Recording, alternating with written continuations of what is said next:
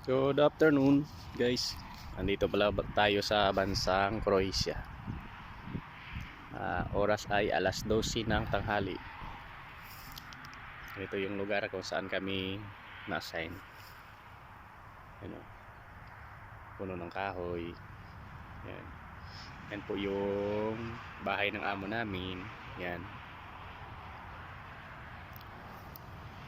Saka yung diyan kami nakatira guys, halo-halo, Pilipino,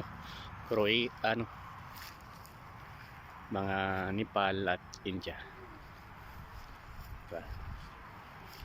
Kakape tayo, malamig. Ganito kaganda dito guys, oh.